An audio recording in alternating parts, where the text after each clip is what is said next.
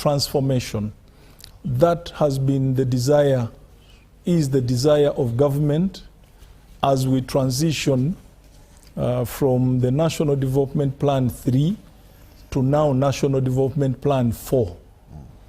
And the timing of implementation of NDP 4 is right, because as we commence this new planned period of 5 years, we are also going into a major national election. There are a number of programs that government has been implementing through the Ministry of Gender, Labour and Social Development, as indeed through all the other ministries of government, that impact on the lives of our people, in terms of household incomes, as we've said, and in terms of employment. But the ministry is in the lead in terms of policy formulation, in terms of programming, and that's why the implementation of many of these programs that impact on the household, on the individual members of each household, are implemented with the participation of the Ministry of Gender, Labour and Social Development. We don't work alone. We work with other ministries of government.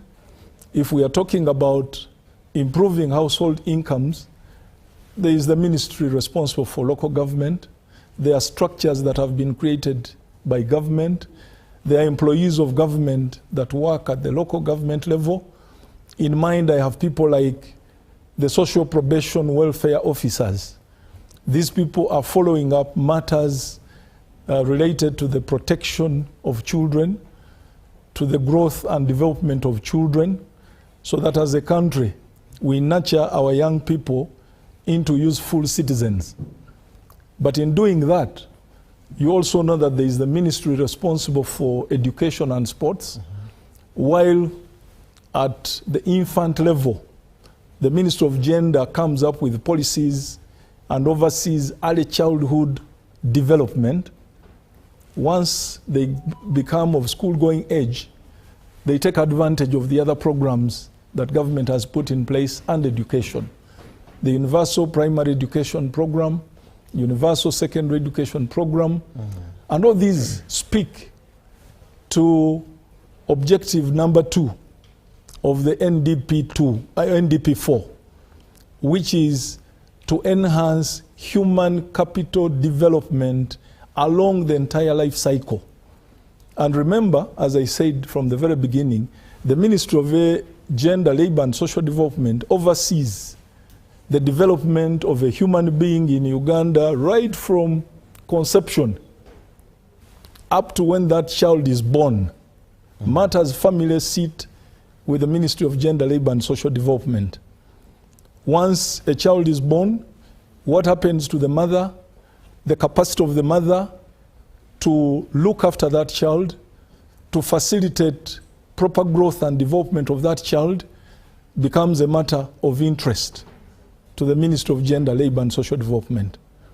And until that child moves to school and Ministry of Education and Sports takes over, that is when, again, we continue working with the Ministry of Education and Sports to ensure that our young people take advantage, full advantage of all these programs that government has put in place that enhance human capital development. Even when they graduate and leave school or graduate from the colleges of university or universities and they transition into the world of work, the Ministry of Gender, Labour and Social Development continues taking interest and coming up with policies and programs that facilitate that transition. Issues of gender inequalities are addressed by the ministry to see that there is opportunity given to both the male and the female human beings in this country, be they young or adults.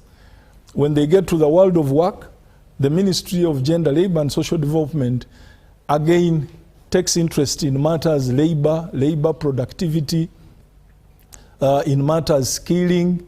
There are some of these young people that get out of universities without the competencies or skills that the labor market is looking for. They become our legitimate concern and interest. And we work together with other stakeholders to ensure that these people are field ready, are facilitated to transition into the world of work. So when you talk of programs like internship, programs like graduate volunteers, which we are now strengthening, the Ministry of Gender now starts working with all the relevant people, both in the public and the private sector. But there are other areas that you may not have talked about, including issues of occupational safety and health, the work conditions at the workplace where somebody who has now graduated out of college or university or who has gained employment, or under what conditions are people working, how productive are they, how are they contributing to what I refer to as the socio-economic transformation of this country. And then inclusion, finally. Yes.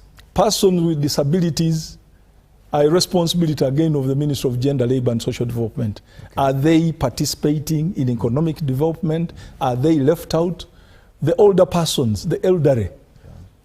The Ministry of Gender, Labour and Social Development implements programs that enhances inclusion and participation of these groups of people. And the last one maybe is culture. Culture development, leveraging the cultural institutions, our values, our norms to the advantage of the country, inclusion of the creatives, those talented people into the economy, their participation. All these are programs that sit under the Ministry of Gender, Labour and Social Development. So the ministry is a very strategic ministry of government, and in terms of our engagement with the population, we are at every stage involved, and we mobilize also communities to improve uptake of government programs through the community development officers at the local government level. So it's as broad as that. Thank you, PS. I will get back to you. Commissioner Labour, the ministry has a number of different cutting age programs that you have in place. The most recent one is that of the Graduate Volunteer Scheme. Tell us more about that. Thank you. Maybe to give you a context, one of the development objectives of this government is to improve production, productivity, and social well-being of the population. And this is being done through the following development strategies. Now, number one is the monetization of the economy, the shift of the people in subsistence to the money economy. Number two is lowering the cost of doing business. Number three is private sector growth, promoting the private sector growth. Now, there are other strategic development areas that have been clearly identified. And if you have been able to read the Musevenomics, he has interrogated these 4 factors of production, of labor, capital, entrepreneurship, and so you will see that if we want to monetize the economy, we want to support the private sector, we want to lower the cost of doing business, then one of the key requirements is to ensure that we promote what we call employer-led skills. And employer-led skills, one of the approaches that we can get to that intervention implemented correctly is through apprenticeship and graduate volunteer scheme. Now, apprenticeship is a form of employment-based training that is done on the job and is implemented in a combination of certification and assessment of a specific occupation. So it means you have a young person, he has dropped out of school, or he's a graduate, I can give you an example. Somebody is a graduate, bachelor's of hotel management and catering, but the person has never touched, even doesn't know how the HACCP principles are supposed to be applied in the food production process in the hotel. So that person can apply and say, you want to have a training from the world of work, I be attached to Sheraton or Serena, and I can be assessed for a specific qualification or in a specific occupation. While graduate volunteer, and this is where now there is a little bit of conceptual confusion, but now I need to provide clarity. Now, a graduate volunteer is a person of working age who is working on unpaid work, but for the purposes of gaining work experience, social standard, skills, or even work, you have already talked about work experience. Now, social standard, you are a medical doctor, you have not been deployed, and you can offer yourself and say, I can go to Karamoja and offer a services on health center for, while maybe I receive a stipend to help me do the job. Commissioner, on that very point, do you mean that a Ugandan who graduated, but he or she is looking for an opportunity to start a way of life on how to earn a living, they should come through the ministry, maybe write to you, when did this start and how should they approach that? This program, we did put out the advert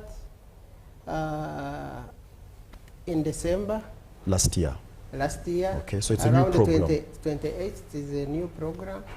But we have been implementing with other development partners, but currently we are using the government of Uganda financing.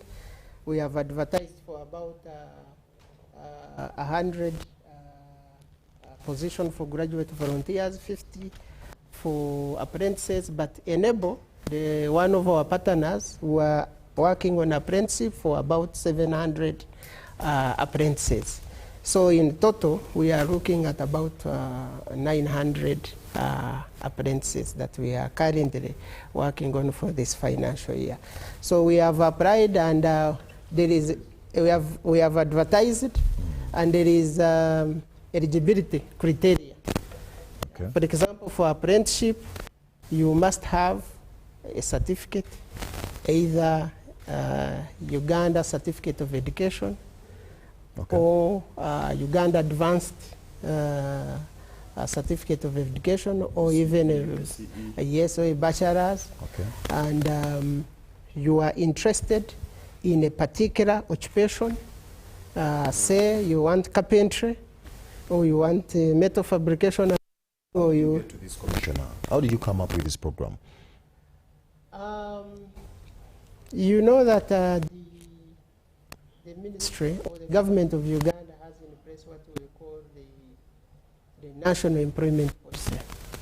Okay. And this National Employment Policy, it has been revised, and we have developed what we call a National Employment Strategy that is before Cabinet.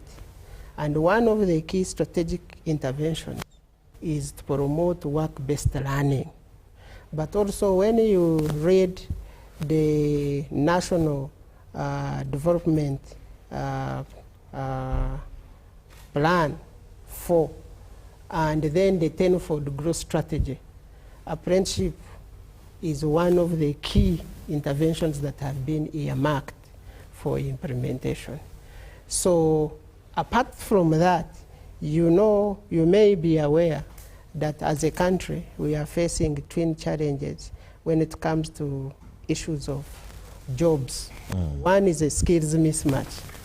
Also amongst the youths. Yes, so we have come up with this program, that bridge the skills that are required by the employer, by the private sector, is not what the young people possess.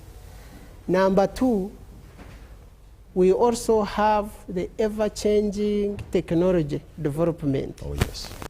Today, you have a production system that relies on this technology. In 3 years, it has changed. And therefore, the best way to train these young people sometimes is through work-based learning. And also, we've been able now to bring the private sector on board. Because remember that there has been an outcry from the private sector that, you know, we are higher institutions of learning are producing young people, graduates, that do not have the right qualification. So now we are saying, now can you now be part of the learning system? Commissioner, at that very point, I will get back to you. A commission agenda, doesn't this look like a drop in the ocean, given the fact that the institutions of higher learning continue to put on that market fresh, the job seeking part of it? Are you planning to expand on this project? Thank you very much. This program is being complemented by other existing programs that are really contributing to creating employment, ensuring that young people are graduating from higher institutions of learning are skilled, and of course they access credit and loans that they can use to start their own enterprises, income generating activities. For instance, the Ministry of Gender is managing the Uganda Women Entrepreneurship Program. This is specifically for women and young women that are interested in starting an income generating activity, where government is fully funding this program and providing startup capital as well as training for these women. We also have the Youth Entrepreneurship Program, which is also doing very well in terms of targeting young people who are looking for startup capital to start their programs. Besides that, we, as the government of Uganda passed a law, the Public Procurement Act, whereby all of us know that over 60% of the national budget goes through public procurement. This is a very big, huge chunk of the budget of Uganda. And as part of the Public Procurement and Disposable Act, women, young people, and persons with disability are given a special consideration to participate in public procurement. 15% is put aside for these categories. This is really intended to give women, young people, and persons with disability a chance to participate in ensuring that they vie for these programs when it comes to public procurement. As Minister of Gender, Labour, Social Development, we are also running several special programs. We are aware that in the world of work, we have issues of gender-based violence and sexual harassment. We have a program on prevention and response of all forms of violence in this country. And because of these programs, we've been able to reduce physical violence, we've been able to reduce sexual violence in the world of work, but also within the communities, and creating an enabling working environment for young people, but also for women and girls. We have a program on promoting women and technology. We all know that the world today, we are using ICTs in terms of communication, in terms of enabling our work. So there's a special program to ensure that young people and women are trained on how to use technology to improve their productivity, including adding value to what the women and young people are producing. Young women and young people are attached to incubation hubs, especially under the group project, but also under WEP, where they are skilled to add value and be able to produce for the market at subsidized rates, which they wouldn't be able to afford if they're looking for this kind of incubation hubs for at the individual level. So all these programs. Yes. As we go for a break, women have always been crying out loud to be given different positions in government, but also giving them an opportunity to ensure that their presence is felt. But let me hope you're also not forgetting about the boy child, because it is also very important. The fact that there is gender equality also, and that is under your docket as well. Yes, please. Yes. Well, affirmative action has really supported women in terms of accessing leadership positions in this country. In politics, in terms of public service, and of course even in the private sector, there's that special consideration to ensure that women do participate in national development. I wouldn't want to be part of the stronger voices that the boy child is left behind. Sincerely speaking, the boy child has not been left behind, because as part of our programs, there are equally so many programs that are aiming at ensuring that young people, young boys and young men are equipped, are skilled, but also develop a positive mindset in terms of looking at the world of work and contributing to national development. Commissioner, we are going for a break. Someone is saying unlocking youth livelihoods and women's economic power in Uganda is essential for inclusive growth, while government and partner programs have improved skills, entrepreneurship and access to finance. Their reach remains limited. Scaling effective initiatives and removing structural barriers will be key to achieving lasting economic transformation. This is a call from Chitende in Tebe. Good evening, I am Benon from Ngora District. I have two questions. Apart from medical care, which other ways is the Ministry of Labour helping the mothers in the upbringing of the children? Two, what plans does the Ministry of Labour have to address the disparities in salary payment in the education private sector? Ladies and gentlemen, allow me go for that short commercial break. When we do return, some of your questions will be answered. Don't go away. This is the Front Bench. I don't settle for the surface. I go deeper. At UBC News Tonight, we unpack the story behind the story. We don't chase for views. We pursue facts. The election, the economy, the promises made, and those kept. We ask, we check, we verify, because the truth should never be a mystery.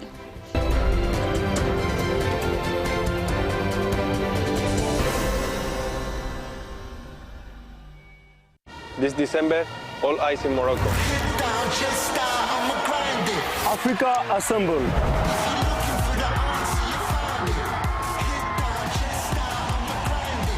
All dreams are heading one way.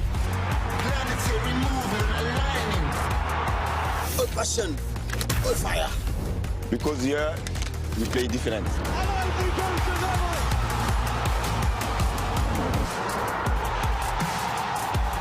Choose your side. Show your colors. Bring your flag.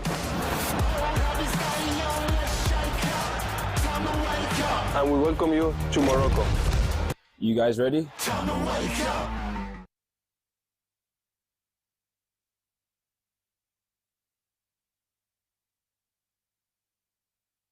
My question is, what is the difference between rental tax and income tax? How comes I'm paying both taxes on my own premises?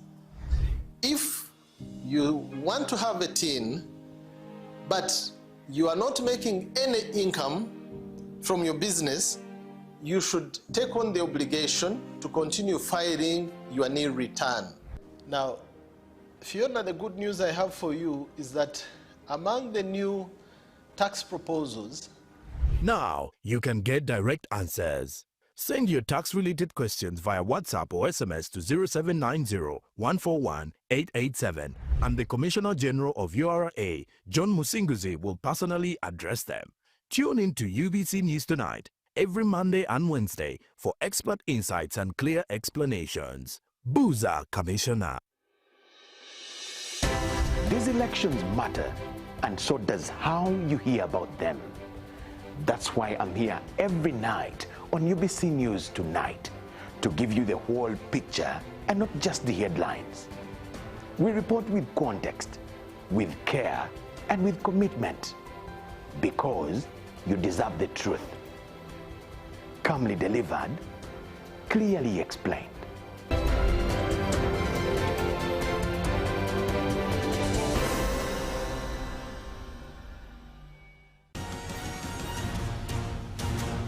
This is the Front Bench. This is the Front Bench. Thank you so much for watching and keeping it UBC TV, coming to you live with and from all our different radio platforms, live on YouTube, live on our X handle. PS, we went for that break.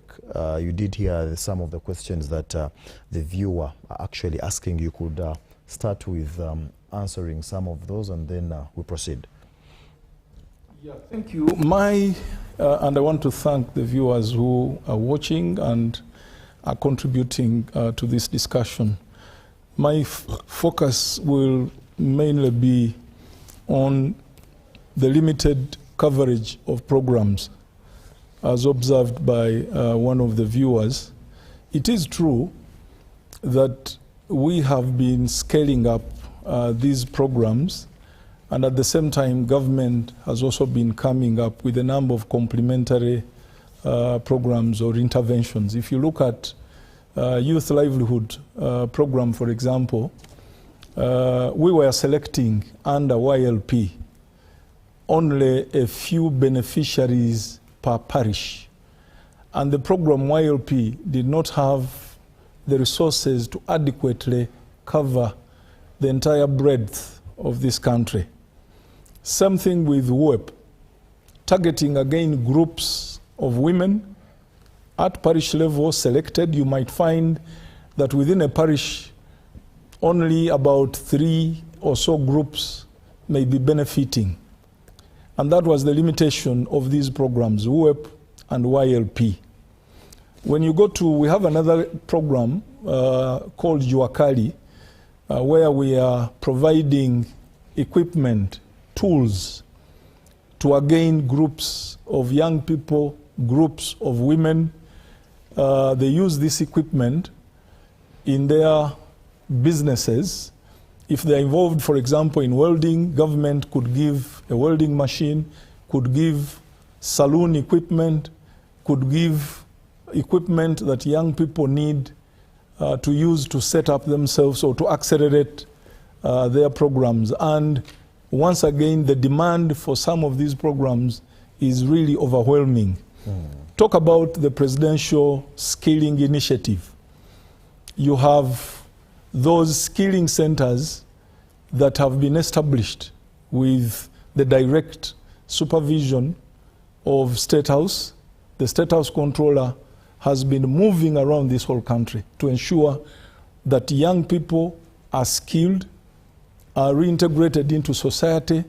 We are now trying to see how we can reinforce the graduates of these skilling centers with the equipment that they require, so that if you have undergone training, say in tailoring, training in shoemaking, you leave training with a toolkit that enables you to launch directly into the world of work. You don't train and go out there and look for equipment and look for tools. So we have regional centers, I think now about 20 of these regional centers where training is taking place. Yeah. But I've been watching the demands that are being put to the president as a candidate, where almost every district is saying we need an industrial or a skilling hub or center, meaning that yes, the coverage might be limited, the demand is there, the willingness on the part of government is definitely not in doubt. That is why all these interventions have been started. I was looking at a program like SAGE, for the older persons. Right now, we are giving only 25,000 per month to the older persons. Somebody may think that this is little money, but our experience and our evaluation of the impact of SAGE for the older persons has brought very interesting revelations. And that is what convinced Cabinet recently. I think in the month of November, Cabinet took a decision to say that we should lower the age of accessing SAGE from 80 years to now 65. Cabinet also pronounced itself that the 25 should also be increased. So meaning that there is a desire on the part of government to scale up all these programs. But I think the most, maybe before I talk about that one, GROW. GROW is an intervention that is looking primarily at women entrepreneurs. But people are saying, are you going to come up with another program for us, the men? Which ties up with the question I think you raised. Yes. That we are paying undue attention to the women folk, and we are not paying equal attention to the men. But if GROW were to be a pilot case, and it gives us the expected results and outcomes, you can always replicate what you are doing under GROW for any of the other groups. I think the most important thing here is to appreciate that government is looking strategically at what we need to do to improve household incomes, to address the issue of unemployment. And that's why I had His Excellency the President recently challenging the Gen Zs. Those, incidentally, even labor externalization, these people who are running out the young people for work, are a responsibility of the Ministry of Gender, Labor and Social Development. And His Excellency was saying, but these people are running out simply because they don't know where employment is. And he's saying, if we all concentrated on all these interventions government has come up with, including the major one now, the parish development model, if we had an issue of scale of the reach of the programs like YLP, parish development model seems now to have solved that. Because where we have a budget of close to about 27 billion Uganda shillings, which is being given to the ministry for both YLP and WEP, which is targeting youth and women. But under the parish development model, every parish in this country is getting 100 million Uganda shillings per financial year. We are now in the third year of PDM, meaning that each parish in this country should now be hitting 300 million mark in terms of money that should be circulating in each parish. So government, yes, is aware that the reach of some of these programs that we piloted under the Ministry of Gender, Labor and Social Development, targeting particular groups, is wanting. And that is why they have come in with an equalizer called PDM, where every parish in this country which has youth, has women, everyone is has older persons, has persons with disabilities, is able to access funding from government to support their participation. I want Commissioner Labour to talk about the scaling of effective initiatives and to remove the structural barriers. How can this really become the lasting economic transformation initiative? Thank you. I think that's a very good question. And we are lucky that we have good lessons from the PDM. And we want to thank the President, because the President guided the country and guided the government and said, we want the money to go directly to the circles at the parish level. So there is no any intermediary, no, the money goes directly. So equally, because of that lesson that we have learned, we are now, when we advertised for the National Apprenticeship and Graduate Volunteer Scheme, Once the young people are able to apply, what the ministry will do is just matching. So we will look at, for example, if UBC has requested for 4 journalists and 5 electricians, either apprentices or graduate volunteer, all those young people that applied as graduate volunteers or apprentices will be matched to UBC, and UBC will be involved in the interview and selection. True. And therefore there is no any middleman, whether you are from Kotido, whether you are from Chisoro, whether you are from Amdat, you can apply through the system. It is online, and you will be matched, and the enterprises with the specific trade and occupation that you have applied will contact you and interview, and you will get. So with these lessons that we have got, we'll be able to improve our penetration to the lower levels. I want to talk about the issue of salary disparity. Yes. As Commissioner Labor. Please. Yeah, the issue of salary disparities. Education, private sector. You know, the government of Uganda put in place robust labor laws. We have the Employment Act that prohibits salary disparity or discrimination. And one of the standards that we enforce is equal work for equal pay. Meaning that if there is an enterprise or a school where you are a teacher of biology, you have the same contract, employment contract. One is earning 600, another one is earning 800, and you are performing similar duties, that's unlawful. And therefore you can approach the nearest labor officer, or you can report directly to the ministry. We will intervene because it is against our laws. Commissioner, before I go to the Commissioner Women Agenda, your last remarks as well, because I do have 10 minutes before I hand over to the sports team, but I will wish to hear from you your last words before I go to the lady, and then the PS will summarize it all. So the government of Uganda has put in place a number of development strategies that are aiming at transforming our country. And these strategies of value addition, of lowering the cost of doing business, of monetizing the economy, these are the real ones that can spur economic growth. And particularly when it comes to the issue of private sector growth, because that's where the jobs are. That's where the jobs are. So we want the young people to clearly understand the 4 sectors where they want to do their business. Okay.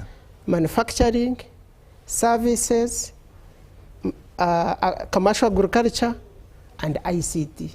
That must be clear.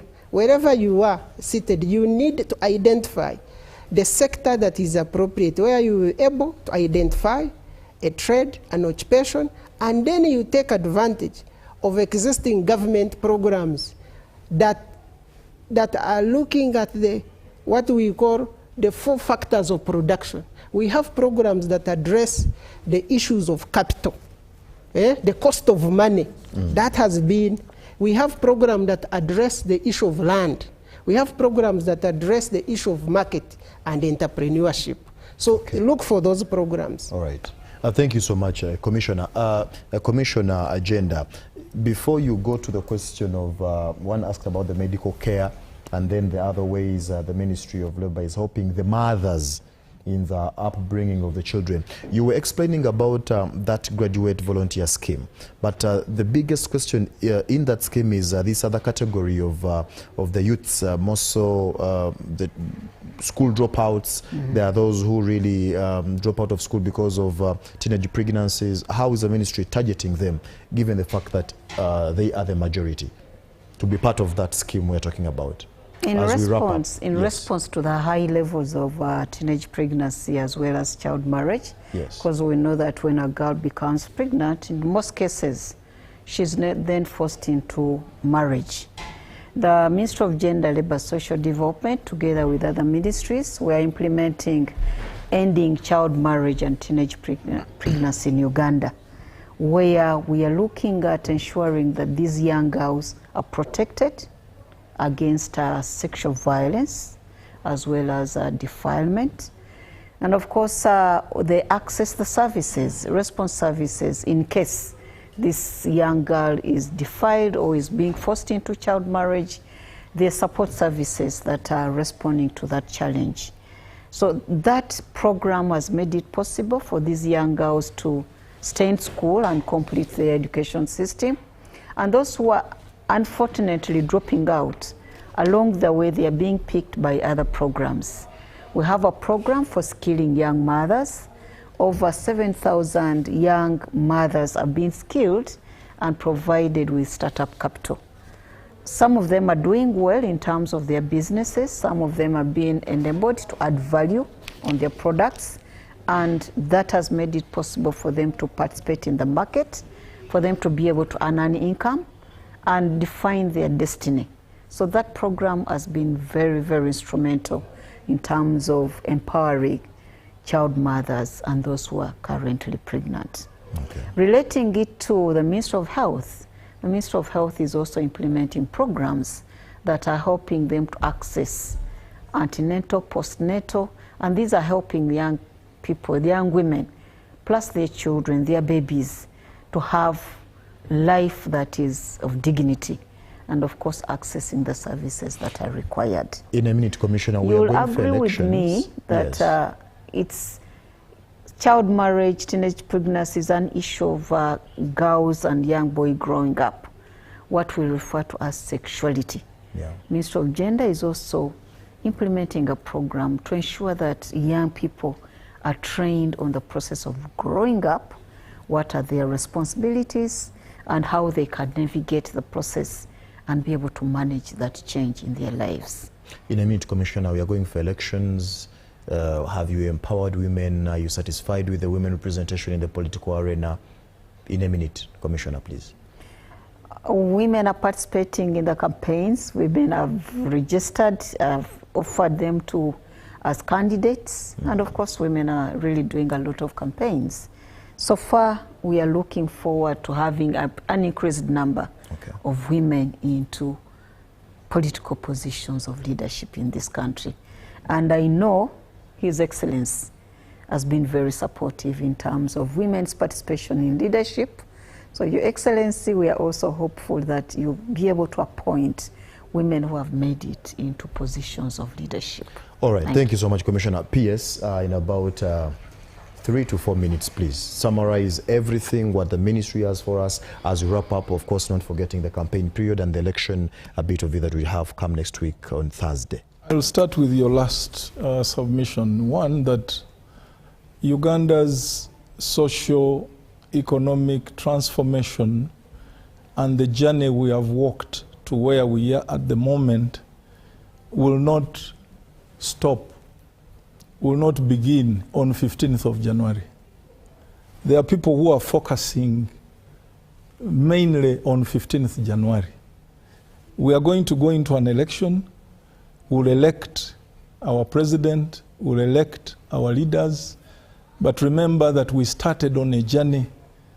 If you want, you can take it back to independence, when this country got independence. There are milestones along that journey, the current government, and up to where we are at the moment. So let's have this at the back of our minds. And as we exercise our democratic right, and I want to invite and call upon all of us to turn up and participate and exercise that right. But let's do it responsibly, aware that this country will not be starting on 15th. Yeah. And therefore, whatever we have achieved, we should be reminded that there is still much more for us to achieve. It is okay for our people to aspire, to aim, to gain and achieve better, but it does not mean that we demean what has been achieved. And that's why all these programs we've been talking about are progressively improving, are being reinforced with even other programs. You have a country where we are now talking about a vision of having 10-fold growth over the next 15 years. Probably it is by the 15-year point that one could now look back at this country and marvel at how much we have achieved. That is not going to happen on the night of 15th of January or 16th, immediately we conclude that election. So we, the technocrats, are listening attentively to the national debate, because there is an ongoing debate and discussion through the presidential campaigns that are ongoing. Members of parliament are campaigning and other leaders. We are picking out what it is that can help us deliver services better. We know there is a challenge on government, and especially on ourselves who are responsible for implementing government programs. There is a call on us to be more responsive to the needs of our people, to be mindful of what serves our people better, of what helps improve the quality of life of our people, improving household incomes, addressing the teething challenges that we are talking about of unemployment. So in our case, we are not opaque to all the ideas that are being shared during this, what I've called the national debate.